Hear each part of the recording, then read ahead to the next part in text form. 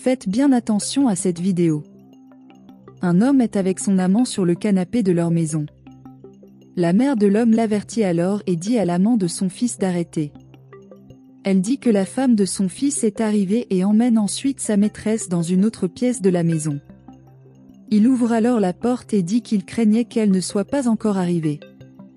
Elle a ensuite dit qu'elle avait déjà fini de résoudre ses problèmes à l'entreprise, alors elle a décidé de revenir plus tôt. Il lui a alors dit d'entrer, mais elle a dit qu'elle monterait pour offrir un cadeau à sa mère. L'homme l'arrête alors et lui dit qu'elle lui a tellement manqué. La mère de l'homme se rend alors chez eux et est surprise de voir la femme à la maison. La femme dit alors qu'elle avait apporté un cadeau, car elle s'était souvenue d'elle. La mère rit alors et dit qu'elle avait aussi un cadeau pour la femme et plus tard, elle lui remettrait le cadeau. La mère dit alors qu'à ce moment-là, elle devait dire à la femme qu'elle devait se souvenir de payer les factures. La femme a dit à sa mère de rester calme car elle était arrivée plus tôt pour être avec son mari. La mère a alors dit qu'elle avait prévenu son fils. Elle a dit que la femme finirait par perdre son emploi. Elle dit que la femme devrait travailler parce que son fils ne pouvait pas travailler et qu'elle devrait donc le faire. La femme dit alors qu'elle travaillait toujours pour s'occuper de son mari, mais qu'elle était revenue plus tôt pour être avec lui pendant un certain temps. À ce moment, la mère appelle l'autre femme puis elle se dirige vers elle. La femme demande alors qui serait cette femme et la mère dit que c'était sa nièce. La femme a alors dit que la maison était aussi la sienne et que la mère devait la prévenir au préalable. Elle dit qu'elle a été surprise par cela et dit à sa mère qu'elle ne devrait pas inviter des gens chez elle, mais sa mère dit qu'elle ne devrait même pas être là, car elle devrait être à son travail. Elle dit ensuite que si la femme était gênée par cela, elle devrait partir. La femme dit qu'elle ne comprenait pas pourquoi elle était traitée de cette façon, car elle avait travaillé toute la journée. L'homme dit alors à sa femme de rester calme et d'aller prendre une douche, car il lui préparait quelque chose de bon à manger plus tard. La mère dit alors que c'était absurde et que son fils ne devrait pas avoir à cuisiner pour la femme, mais qu'elle ne dirait rien d'autre, car elle était déjà assez folle à ce sujet. Quand ils partent, la mère dit alors à sa nièce qu'il avait besoin de parler. Elle dit ensuite à l'amant de mettre son plus beau parfum et une tenue attrayante, car il dînerait avec eux. Plus tard, les deux dînent et la femme dit que le dîner était très bon.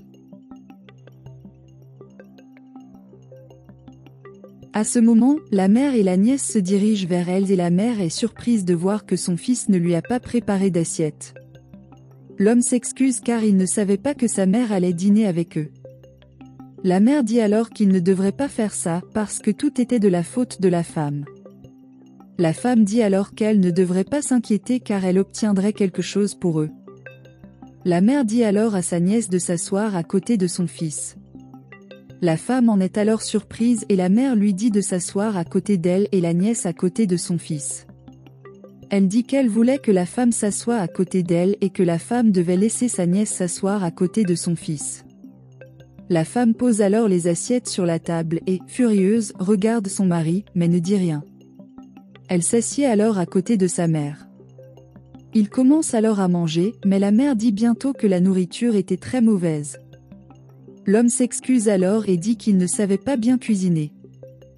La mère dit alors qu'il n'était pas à blâmer, car c'était l'obligation de la femme. La mère dit que c'était la faute de la femme, car c'est elle qui aurait dû leur faire la cuisine.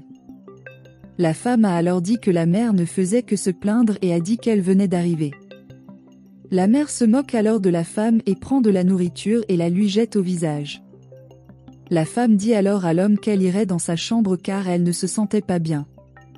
Elle se lève et la mère dit à son fils de faire quelque chose avec sa femme. Il rit alors de ce qui s'est passé et ensuite ils disent que la mère était vraiment une très mauvaise personne.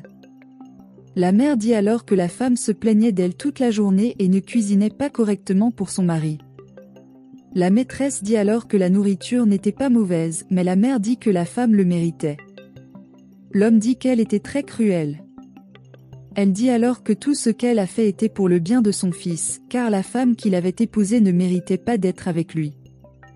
Elle dit que son fils devrait épouser sa maîtresse, car elle était belle, délicate et intelligente. L'amant dit alors à l'homme que sa mère avait absolument raison.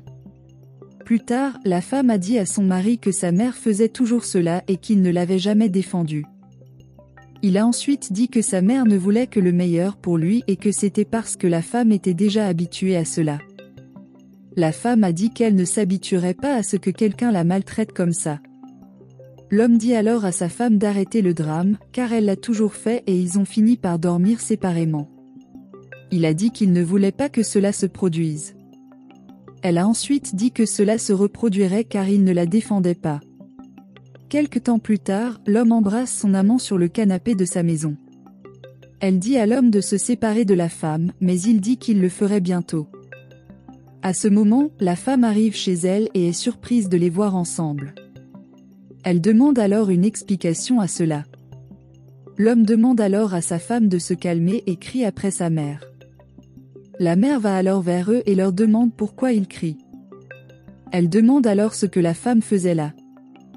La femme dit alors que la mère semblait le savoir depuis longtemps. La mère dit alors à la femme de ne pas lui crier dessus. Elle dit que la femme n'était pas assez pour son enfant. Elle dit que la femme ne lui a pas donné de petit-fils. Elle a donc trouvé une autre femme pour son fils. La mère dit que la femme était inutile d'être avec son fils tout ce temps et de ne pas avoir encore pu lui donner d'enfant. Elle dit alors qu'elle n'était pas bonne pour cette famille et lui dit de partir. La femme demande à son mari si c'était ce qu'il voulait et il dit que sa mère était propriétaire de la maison. Elle dit alors que cette maison était la sienne et qu'elle défendrait toujours son fils. La mère dit alors qu'elle n'était pas vraiment une cousine et l'amant lui dit de partir. La femme a alors dit qu'elle partirait, mais elle prévient d'abord l'amant que cela lui arriverait aussi. La mère dit alors que la femme avait mis longtemps à partir. Quelque temps plus tard, la mère entre dans la cuisine et se plaint à sa maîtresse qu'elle mettait trop de temps à faire la vaisselle.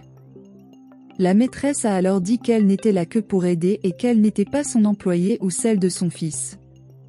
La mère dit alors qu'elle était là pour servir son fils et qu'elle avait un œil sur elle. Elle dit ensuite que l'amant était là pour aider son fils, car il ne pouvait pas faire ces choses seul. L'amant dit alors que la mère s'est trompée en pensant qu'elle lui ferait la même chose qu'à la femme. Elle a ensuite dit qu'elle montrerait à sa mère qui elle était vraiment. Plus tard, l'homme était sur son canapé. La maîtresse dit qu'elle avait besoin de parler à l'homme et dit à son mari que sa mère mettrait fin à son mariage.